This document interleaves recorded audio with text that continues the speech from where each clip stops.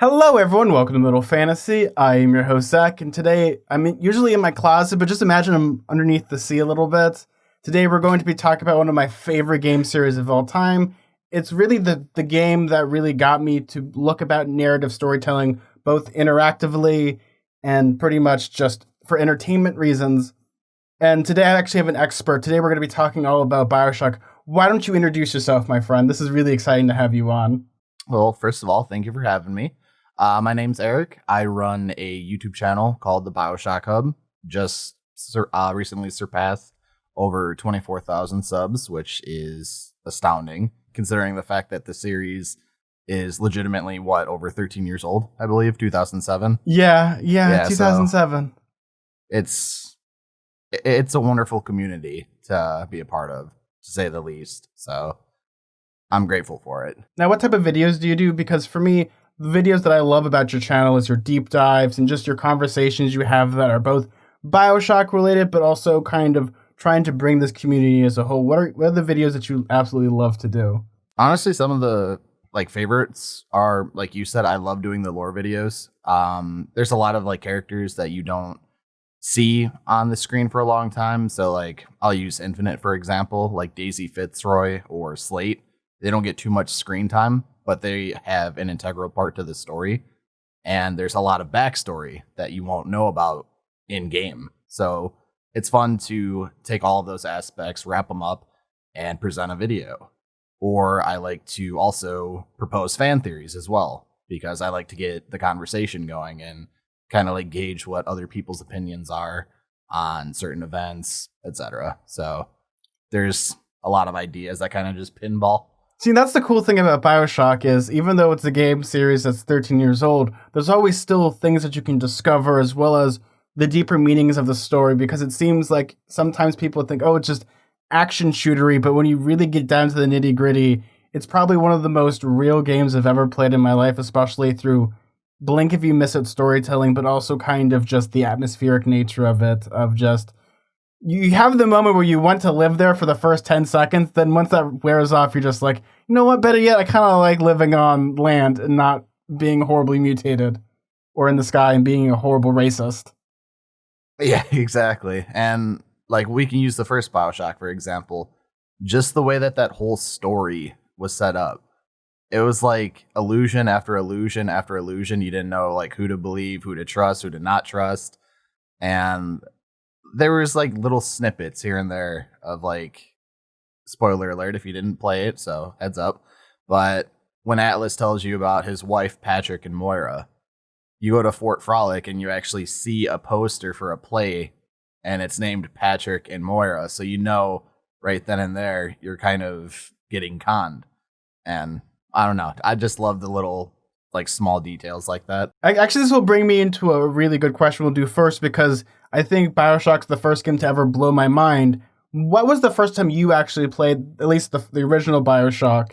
And what did your initial impressions, and going as, you are now compared to when you started, how has things kind of changed, especially in your perception of the game series? Initially it was maybe a couple of weeks after its release. I played it at a friend's house. And obviously at the time I didn't have my own console or anything like that. And with it coming out on Xbox first, my friend had an Xbox and he let me borrow it, finish the game within maybe 2 or 3 days. And I wanted it so desperately, so I had to wait for it to come out on PS3. But the way that I really found out about it, I had no interest in it at first. I didn't know anything about it. I didn't hear anything about it until my friend mentioned it. And there was a lot going on in personal life. I won't go too in depth about that, but it just took me away from dark places and stuff like that. So I was able to escape that kind of crappy reality and do something productive, whether it was just playing or just getting away. And I think that is why I have such a connection to the series itself. It stopped me from doing a lot of dumb stuff along the way.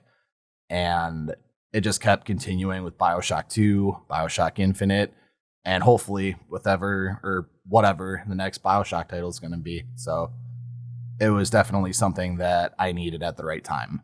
Yeah, for me, I think I'm very similar to you. I remember hearing a lot about Bioshock, but I didn't have a console. I was 13 because I got my console for my bar mitzvah, and mostly because I got it for Gears of War 2 and Bioshock. And I remember buying it. Actually, it's one of the first games I remember buying because I bought it at Blockbuster Video. That's how old this is. Yeah, we're going old school. Yeah, we're going when old you school. were 13. How old are you? I just had someone asked me that today. I'm like, I don't even know what year it is anymore. I'm 25. So wow. So I'm a year older than you. Yeah, that makes me feel old now. I mean, it makes you feel better. But I remember Blockbuster too. So yeah, I remember that. Like going in, getting the actual like disc video cases and popping them open. Yeah. Yeah, I mean, we played some of the best games ever for Bioshock at 13, 14. Wow, I got to jam this needle into my arm and shoot lightning. This is, if you want like an anti-PSA thing about drugs, Bioshock is probably to say yes to genetic splicing. But I remember... Hooray for drugs. we don't condone this on Middle Fantasy unless you shoot lightning, but even then, TBD. But for me, I remember, much like you especially, I was so thrilled the first time that I played it. I even had things like, wow, this is such an amazing game. Hopefully there's a sequel. I played the sequel when it came out. I actually remember, I was one of the people, I think, for me, this is the greatest thing ever, was I can't remember, was it the Hunt to See, or where you're looking for Rapture in that website? I know you talk about it all the time, but I was... Yeah, there's something in the sea. The backstory of Mark Meltzer trying to find his kidnapped daughter. Yes, for people that don't know, before Bioshock 2 came out, they had the world's coolest scavenger hunt where you felt like you were an investigator looking for this guy's daughter, so you were like hunting for clues on this website. And it was the most elaborate, dedicated thing I've ever seen in my life, and it really... that's the high that I chase now, is finding stuff like that. But same as with you, Bioshock Infinite, I remember playing and once again being blown away and just absolutely loving it and being bummed every time it got delayed. I remember each time I was just getting angrier and angrier until I got it into my hot little hands and was blown away. Yep, 3 times. 3 times. I mean, they make a joke about it in the actual game, too. Yeah, a little bit of an Easter egg, yeah. Now, I think the thing that I'll always remember about that game, I guess we're just going to be talking about spoilers, but... I think that for me, the biggest thing that actually made me open my eyes to narrative storytelling is Would You Kindly? And seeing that as a 13-year-old, it blew my mind to the point of like, wait, I got duped the entire time? No way! And it's kind of made my love of the twist ending, or a twist, nonetheless. What about you, the first time you saw that? Yeah, it definitely got me, especially without like looking at spoilers or reading anything like that. And I took that into kind of like a passion, like trying to study how people write this way or how they script something a certain way. And I took that into film as well. So I like to study both like video game dialogue, the script, everything, and same thing with film too. So just getting that it's pretty cool to be able to kind of play around and deep dive for your own self, if that makes sense. Yeah, and that's the cool thing about Bioshock. You actually have that chance to deep dive. Now, out of every moment in Bioshock, what is your absolute favorite scene, other than obviously Would You Kindly? What is one that you think about, your go-to? That one's tough. I see you smiling like you're thinking about it, and it's okay. Yeah, that one's tough. There's so many. Maybe when you meet Sander Cohen after you complete the quad tick, and you can see him being all happy and parading down the stairs. And then you just get that kind of hint in the back of your head, like, should I wait and see what happens? Or do I take him out now because he's a horrible person? And I just think seeing the beauty of Fort Frolic matched with the insanity of Sander Cohen is what did it for me. See, for me, my absolute favorite scene in any Bioshock game, and I don't know if I should thank Ken Levine or just everyone in general, but it was in Bioshock Infinite, the first time you go to the lottery, and you're thinking, oh wow, Columbia is so wonderful, Columbia is so great, and then you see what happens, and you're just like, oh no, oh, this is awful, oh, like that moment, I remember being so happy, wanting to live here, and then my heart actually deflated, and it's one of those where, what's the best way to put it, I felt so crushed, but at this exact same time, I was like, oh no, this makes sense. It's kind of like a false hope. Yeah. Like you're expecting, like you go up there, all of a sudden they have this nice carnival. You get to go try out like bucking bronco, stuff like that. Basically like carnival games. So you think, okay, it's going to be normal. Get to the lottery. Yeah, not so much. No, because you're throwing baseballs at people, and you're like, And that's the thing I love about Bioshock is you have very much. There's no good characters and there's no bad people. It's just people and what they do when they're unchecked. Because that's the thing about the whole series is what happens when you let a crazy person have carte blanche in reality, and they have superpowers sometimes. Yeah, that is definitely true. That's one good way to look at it. But I will say there are some redeeming characters, like how you mentioned that there really isn't good or bad characters. I would say there's definitely a couple of redeeming ones. Like Tenenbaum. Yeah, Tenenbaum for sure. Even the Lutesses, like they wanted to fix their mistake. They're the ones that essentially created Columbia with Comstock, Booker, etc., and created the whole thing with Elizabeth. And they tried to right that wrong as well. Now, do I think they're good people for what they did initially? No. But at least they're trying to redeem themselves all throughout the game. Yeah, and I think that's one of the cool things that I love about Bioshock is you have, again, like this exploration of just individuals. Again, you have the thing of some people want to redeem themselves where other people just want to watch the whole world burn, like with like Frank Fontaine, where it's in it for the money. And I guess that would be another part. Like the one of the other parts that I absolutely love, it's one that actually really bothers me is lobotomy. And I'll just put it at that. There's something about that scene. Yeah, even like we don't have to talk about it. I just have to say one word, and there you go. Yeah, I don't think in terms of any games that I've played recently, that scene in particular made me wince. Yeah. And I normally don't do that, but I can imagine like feeling the pick. You know what I mean? The only game that comes close to that is in Dead Space 2. When you go into the eyeball machine. Yeah, that one's bad too. That one's really bad. It's anything with like the eyes. As a person that wears glasses, the eyes are the weakest part of my body. Oh man. So actually, going into this, what is like when it comes to the Bioshock community? Because you're the go-to person. How is the community when it comes to? Because every time I meet people, like even before I did this, we hit record. I was talking to a person. It's like, oh, I'm going to be doing something Bioshock related. And we just started talking about Bioshock. Bioshock has that charm. Now, in your opinion, how is, when it comes to the grand scheme of the Bioshock community, how does the interactions go, as well as everyone having their own interpretations of the material? Like, we're talking about Bioshock right now. Extremely passionate. I'm fortunate enough to love what I do. I'm really appreciative of the community that I've built up along with the help of just whether it's the YouTube algorithm or just Bioshock fans kind of coming out of the woodwork because finally, hey, look at someone's actually making content directly related to what I love. And seeing all the positive comments, it helps out a lot personally. So I would definitely say very passionate, but also very vocal. If you mess something up, they will let you know. I think that's with everyone. That applies also to fantasy stuff. Like, I'll say a name wrong, and I'll never hear the end of it. I might as well just hide under a city in the sea. Yeah, so I would definitely say very passionate, and I'm just glad to be part of it. And that's the thing that I love about the Bioshock community is we're all very passionate, but also we're very creative people. There's amazing cosplays, people like making props, but more importantly, people just love this whole Art Deco environment. And that's something that I've absolutely enjoyed about the whole series is just, it feels so special. And no matter which depiction you have, it's what makes it special. Is there like a favorite place in any of the Bioshock games that you absolutely wish, if it wasn't a terrible place, you would want to just hang out for like an hour and then book it out of there? Yeah, definitely.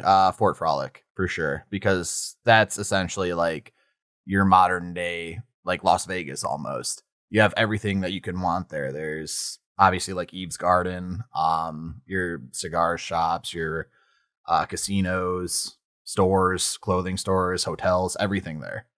And I feel like that would be probably the best place to go. I don't think anywhere else would be calm, to say the least. But I would definitely say there. Ooh, for me, that's hard because I think for me, I love the opening of the game. I just love the lighthouse so much in the beginning, and I also love Battleship Bay. I just would want to hang out there for a summer, and then Okay, Battleship Bay I can understand. I would be kind of like sketched out about the lighthouse.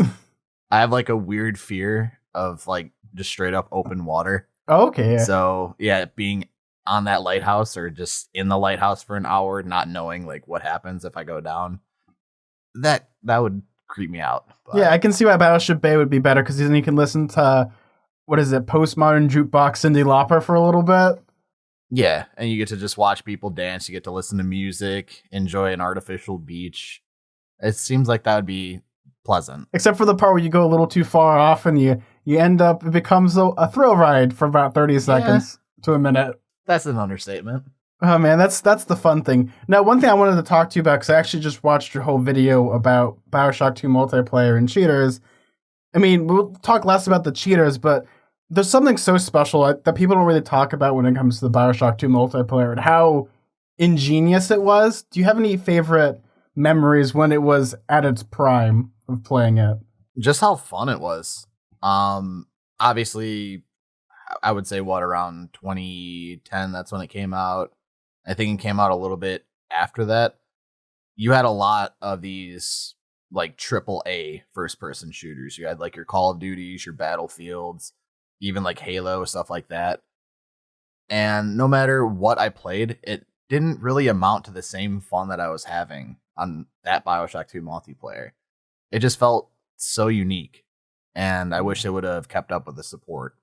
Yeah, and that's the thing. Like, the one thing I love about it as well, compared to other shooters at the time, especially, let's preface this, at the time, was that it was very narrative focused, and all the progression that you were doing, you were going towards, okay, if I level up this character, I'm going to get this person's backstory, or I'll get this weapon. Everything made sense within the world rather than it's a generic shooter where I shoot people with gun. Everything had a purpose, and I think what I loved about it was both all the characters that you could play as, but also how it told a story without really needing to tell a story at times, but that's what made it so fun. And plus all the callbacks too. Like there was a lot of Bioshock 1 Easter eggs hidden in like certain maps. Like even though they wouldn't be mentioned in the game, you can still see like posters for Jasmine Jolene and stuff like that. So I thought that was a nice little touch. Yeah, and it also had one of the greatest game modes ever, Would You Kindly, where you pretty much where you went around with a golf club beating everyone to death. That reminds me of the little trophy. I don't know if you know about the one where you can take telekinesis with the golf club. You can throw it at an Andrew Ryan, like robotic. Oh, yeah. Yeah, it's called Nine Irony, and I think it's one of the greatest trophies or achievements I've ever seen. Yeah, that's a fun one. It's funny. Yeah. Yeah, there's a lot of weird and wacky achievements when it comes to Bioshock, though. I was always, luckily now with the Bioshock collection, I can actually play all the challenge rooms because I had it on Xbox. It was always like this weird mystical thing of playing it and even hearing about. I remember buying the special edition to get that Museum of Forgotten Concepts. I can't remember the name of it, but just I would spend like an hour or two there and just take everything in. And there's so much behind the scenes stuff for Bioshock. It's so much fun. Is there any favorite things that you found just through sheer research of, obviously besides we could always talk about the zoo, but is there anything that you just absolutely love that you love telling people when it comes to Bioshock? I'm just a sucker for cut content. So it's awesome just to be able to say like, well, this was actually going to be in the game, but you know, it didn't make it for this reason, or they didn't have enough time, or it just wasn't a good concept.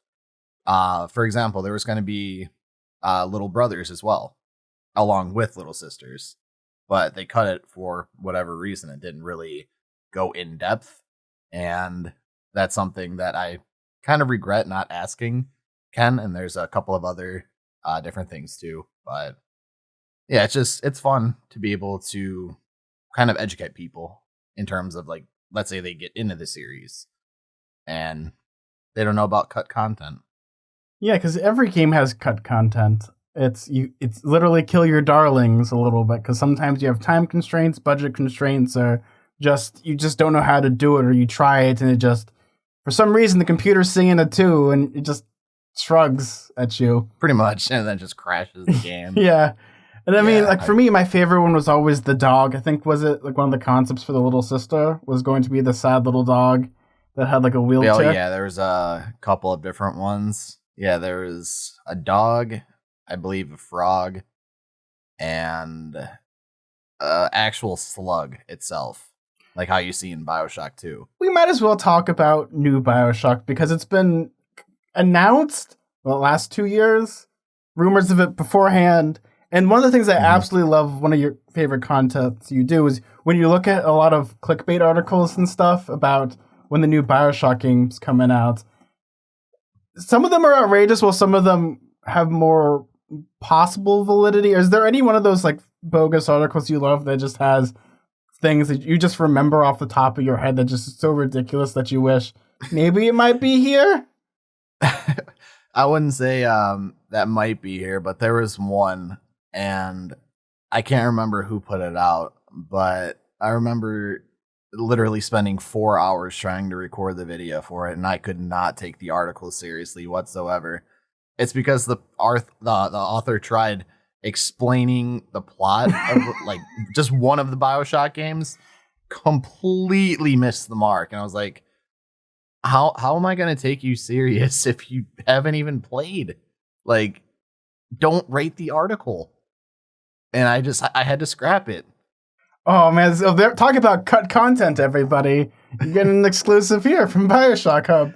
I mean, there's just some articles that should not be put out, but that's okay. I mean, I guess some people have to hit quotas, and I understand that. Yeah, well, you're doing Andrew Ryan's work right now, picking through the good ones and scrapping the bad ones. And that's something because as a series is kind of dormant as Bioshock, it's actually missed an entire console generation, not counting, the collection, because I don't consider that a new game. What are like your hopes and desires for a new Bioshock game? Like, is there anything like on your dream list? What would be at the tippity top and things like maybe they should stay away from a little bit? Well, the number one thing would be the revitalization of the community, because I'm sure a lot of people loved Bioshock when it came out, Bioshock 2, Infinite, and obviously that was 2013 with Infinite. So people have been without any sort of Bioshock now for 7+ years. So the number one thing would be to, have this community again, this large community. But with the way everything's going now, whether it's like a multiplayer, microtransactions, stuff like that, I would say that's probably my biggest fear. Or it's just going to be like a kind of like a cash grab, if that makes sense. Oh, so you're waiting for that battle royale where everyone drops in on subs?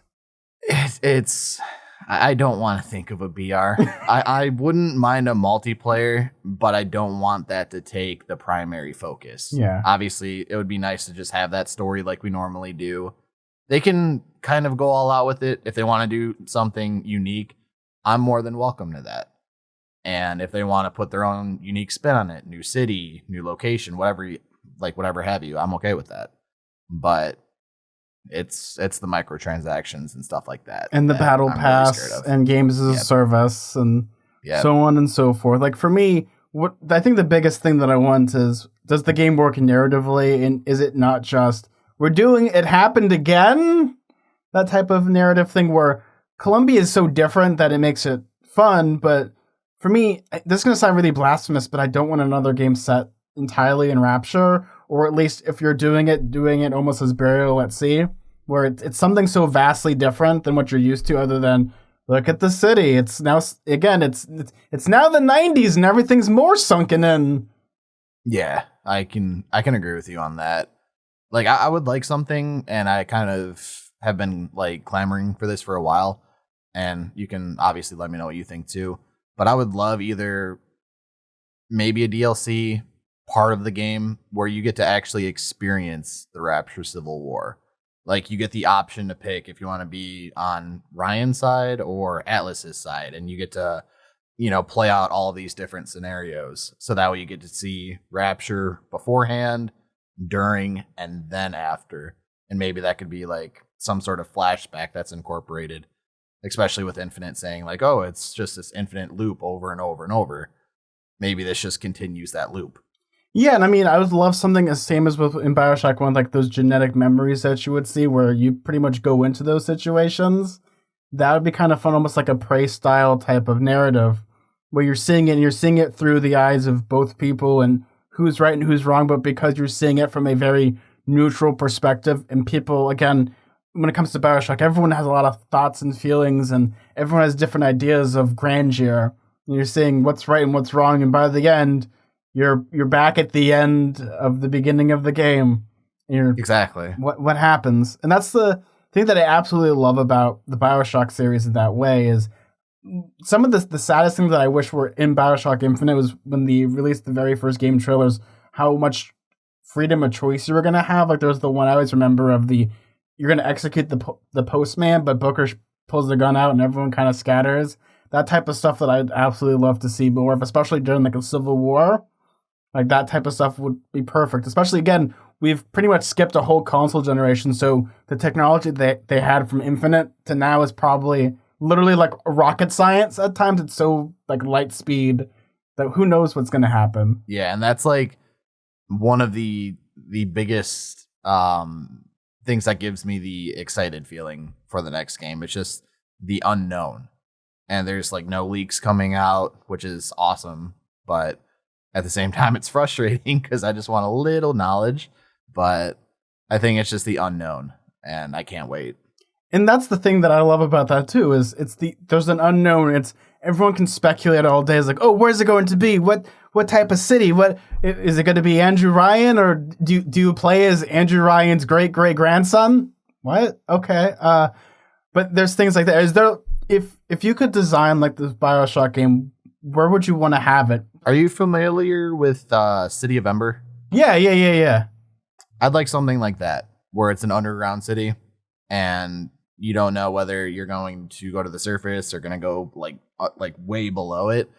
But I just think that the style of Bioshock, the way the gameplay is, and that horror aspect from the first one, I think it'd be perfect in an underground city. Like we've already had one up in the air, we've had one under the ocean. Why not literally have one on land, but just below it? If that makes sense. Yeah, it could almost be a little bit like, oh God, what is it like? The theory that the Earth is actually we're in the middle of the Earth and the Earth is hollow. Like that's where you find a pocket. I mean, yeah, they can definitely play with a lot of different ideas, and especially with them throwing like the multiverse theory in with Infinite, like they can definitely do a lot with that. And see, I think that was kind of the missed opportunity with Bioshock Infinite. Is as much as I love that DLC, I love the idea if we go to like weird, wacky places that because there's so many possibilities. It starts with a man in a lighthouse and a terrible idea, and you go from there. But because I was thinking about this and like. I don't want a game set in space or on the moon because I already played Prey and a bunch of other games where I can already play Tacoma and be happy. But I think you're almost right about that. I feel like having it underground would be a benefit, or having it maybe even take place between all three cities in a way where you're traveling and you're seeing just different environments. Isn't just one thing, but because you're traveling, it makes it weirder at times. Yeah, that wouldn't be too bad of an idea. That way you're not exposed to like one specific setting for that long and you'll have to like adapt as you play. I think that would definitely be very, very intriguing. Personally, I'd love a game to set in a volcano just a la Hephaestus, but worse would be fun. Pompeii. Oh, yeah, there you go. You just named the whole thing. It's Bioshock Pompeii now. I hope not. I would feel bad for the residents. We did it again, everybody. But yeah. Oh man, that's kind of the fun thing about Bioshock in this way is that you can speculate because with Bioshock Infinite, everything's now infinite. You can have these infinite possibilities, and in the end, when it comes to Bioshock, is there something that, in the end of the day, you'll always either come back to Bioshock? Is there always something that what keeps you coming back to Bioshock? I guess that would be the real question. So this one, I will go into a little bit of detail. So I'm pretty vocal about this on my channel. I deal with a lot of mental health issues, a lot of depression, anxiety, stuff like that, like very severely. And I ended up having stuff happen with my stepfather growing up. I won't go too in detail. I think you can kind of put two and two together there. But I feel like I'm almost indebted to the series in a way because it pulled me out of a lot of situations where I had a lot of negative thoughts, and being able to constantly go back to that and just enjoy being in that world, it meant a lot to me. So that, and along with now the community that I've built over the past couple of years, it's definitely something that I hold near and dear. Yeah, and that's beautiful, especially when it comes to.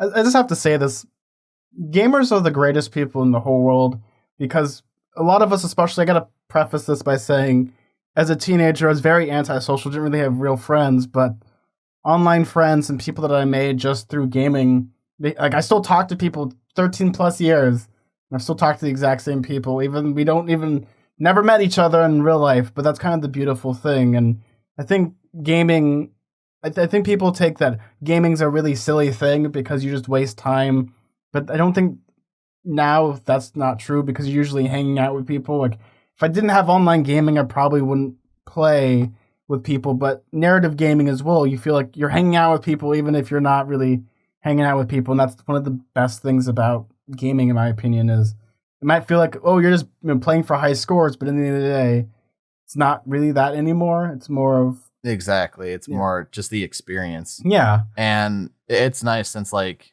obviously you and I are similar in age. Like, during high school, a lot of people would, like, try to pick on you if you, like, played a certain thing, or, like, if you did YouTube or if you did streaming. And that's before it, like, blew up. And then all of a sudden, people are like, oh, dude, I stream on Twitch now. You should check me out. And it's like, no, because I've been doing stuff way longer and you decided to try to talk smack. So, well, especially when it comes to, I think this generation that we're in currently, with like kids growing up, they're blessed really, because 10 years, 13 years, things have changed so drastically with things where you can be yourself, you can express any way you want. You don't have to worry about what really people think, because everyone is now, it's okay to be nerdy now, rather than people used to make fun of me. Like, I remember this vividly, actually. Wow, this brought me back. I remember getting the Bioshock Rapture book and reading it in high school in English, and someone just looked at me and just like shook their head.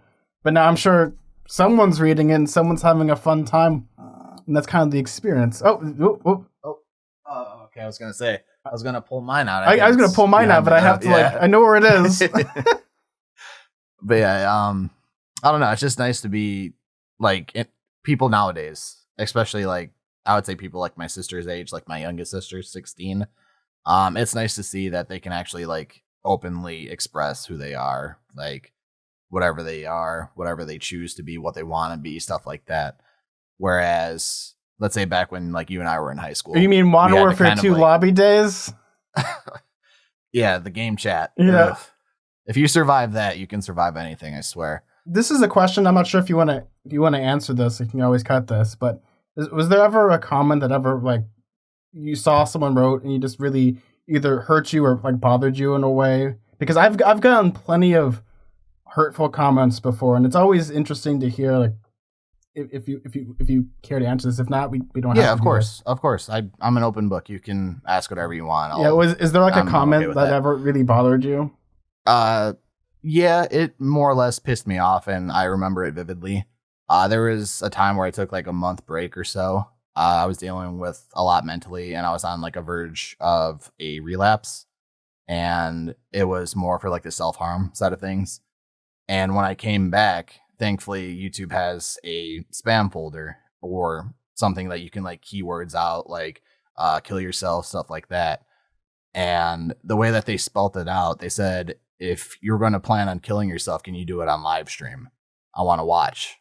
And I read that, and I just sat there, and I'm like, this is either a kid that thinks it's funny, or it's someone that's not taking mental health as serious, and that's why a lot of people don't take it serious. But it just angered me, and that just made me want to use my platform even more, just out of spite, to speak out about mental health issues, just to help people and say, hey, you're not alone. Like, if you need someone, I'll be here. Just email me, DM me, whatever. But I'll take those comments all day. If they're happening to me, fine. But if I'm helping somebody, it makes it worth it.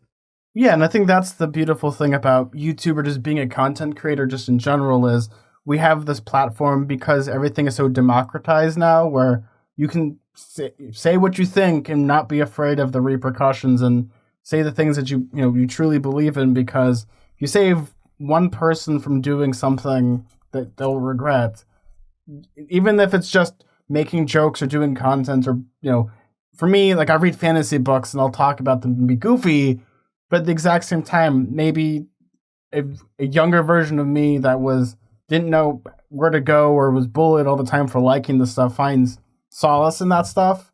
It's kind of worth it. Like for me, I remember, I think the worst one that I ever got, I actually have it, and it was just a tweet because this person I know deliberately made a fake account to send this, but they pretty much did the exact same thing of like, oh, kill yourself, and then they said 2 slurs, one to my co-host and then one to me.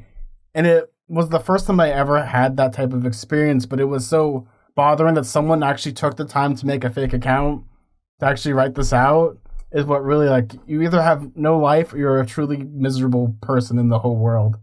And that's kind of one of those things. Those are the ones that you kind of just have to brush off. Because unfortunately, like, yeah, you'll see, like, the glitz and glamour of being a content creator, especially if you're doing well. But at the same time, like, if you pull back the curtain a little bit and expose the audience to some of the stuff that like you receive, like the hate comments, you can just shrug them off. Like it's better to like focus on the positive rather than the negative. And I've learned that throughout the years, especially when it comes to being a content creator. I'm doing podcasts for so many years, now doing YouTube recently, is that you'll get things that I've gotten people said to me like personal information and phone numbers and stuff, and I'm like, please do not send this to me. But there's, again, like that weird barrier that we have as content creators where people don't think that, oh, we're your best buddy, but at the exact same time, I don't know you. I mean, I'd like to be your friend, but that kind of like there's a threshold there. Like I was saying about like helping people that like need a hand. I'll make sure to like establish like, hey, I know I'm not like a therapist. I can't get you the help that you need. I can point you in the right direction, but you kind of have to respect the boundaries. And I don't want you to push too hard. I don't want to push or pry too hard, but I just want to give them someone to talk to. And as long as like those barriers are respected, I think it's mutual for like both parties, if that makes sense. Now, I think we'll probably end on a happier note. Is there like a comment or a piece of material that someone sent you, either like fan art or just something that you just think about or have hanging up on your wall somewhere? I like that I'm showing my wall right now, but that type of stuff of like the end of the day, like there's the one comment, maybe you're having a bad day and you see it and it's all worth it. All the hours of editing, researching, it's all worth it in the end. Yeah, a lot of fan art, which is awesome. Like one of my really, really good buddies that I met just by doing YouTube, his name is Envy on Twitter. He's the one that just recently did my whole rebranding for like my profile picture, and it's me animated like Bioshock style. There's another one. Her name is Rebecca, and she's out of Scotland. She did a whole piece of Sander Cohen for me, and I just get to see all of this like amazing, beautiful work. And then on top of that, just getting thank yous, just a simple thank you comment, or like, you've helped me during this time, or you've helped me escape from this. It just makes me feel like everything that I do, everything that I put out, whether it's hours and hours and hours of editing or recording, scripting, it just makes it worth it. And it makes me want to do it even further. And that's like the beautiful thing, I think, when it comes to YouTube comments, just saying thank you to people really goes a long way. It doesn't have to, it just needs to just be THX or thank you. It doesn't even have to be spelled correctly, because the message is there. And I think that's the beautiful thing. I used to do when I was doing one of my podcasts where every time I got a good comment, I would put it in like a Word doc. And by the end of the year, I actually printed it out and I had it on my wall. And it was something that every time I had like a shitty day, or I didn't, like, I also struggle with like depression, but like really feeling low, I'd like look at it and see, here are the people that are saying nice things, and this is a positive thing that you can do. And you're obviously doing something right. When you get that imposter syndrome, sometimes Yeah. it can hit you real hard like a truck. Yeah, and that's kind of what I was alluding to, like kind of like pulling behind the curtain a little bit. I'll see all of these like very detailed comments or messages and stuff like that, like thanking you or thanking me, whatever it may be. And they'll go in depth about what happened. And sometimes I don't have the right words to like respond to that. And it hurts because I know what that situation feels like. And to be able to help someone through that, like I said, it just makes it all worth it. But like you said, sometimes it can just hit you so hard, and it's like a punch to the gut, but almost in a good way, if that makes sense. Yeah. Because that makes you want to help more people or put out better content, improve, and just keep going. I can bring this back to Bioshock a little bit. It's the exact same thing with the ending of Bioshock 1 when you save all the little sisters and you're an old man at the end and they're all having wedding rings and they're all comforting you as you frickin' die. Oh man, I'm crying now. That's how It's okay. Dang, a 13-year-old game. Thanks, Ken Levine. Yeah. And I guess team as well. Kent's not just him. But yeah, well, thank you so much, Erik, for stopping by here and just having a honest chat, I think, about one of our favorite series and getting real for a little bit. Because you're a middle fantasy. We try to find the middle ground in everything. It doesn't have to be just storytelling. It's real stories for real people at times. Yeah, no problem. Thank you for having me. This is actually a lot of fun. And honestly, this is like the first time I've been quote unquote like interviewed or on like a formal podcast. So it's definitely fun. And if you'd like one in the future, maybe we can work something out there. Ooh, yeah, we could do something like that. Maybe we'll do it in Bioshock 2 or something. Multiplayer. Okay. I'm totally down. We'll figure that one out. Well, where can they find you, Erik, and where can they find your channel, and where can they find you, not personally, I don't want them to know where your actual living address is. Well, I live in Chicago. No. So just on YouTube, Twitter, Instagram, usually it's just the Bioshock Hub. That's all you have to look up. And it should take you straight to the channel. It's relatively simple, straightforward. Sweet. Well, thank you all so much for watching this video. I really appreciate it. If you like this video, maybe consider subscribing, leaving me a comment. I'm actually interested. What is your guys' favorite Bioshock moment? All the questions that we answered, such as favorite characters, locations, but more... Oh, wait, you were doing something? I was hinting. I was like, say one. Oh, yeah, Please say one. Yeah, say one. Be considered. Maybe some people haven't played it. I know. But yeah, so just post stuff, and if you have any questions or stuff that you're burning to desire about Bioshock in any way, leave it down below. Well, everyone, thank you all so much. Thank you so much, Erik. I really appreciate it. Thank you for allowing me to be here. It's always a pleasure. Like always, everyone, may your food and drink ever be tasteful. May your books be filled with fantasy and adventure. Bye, everyone. See ya.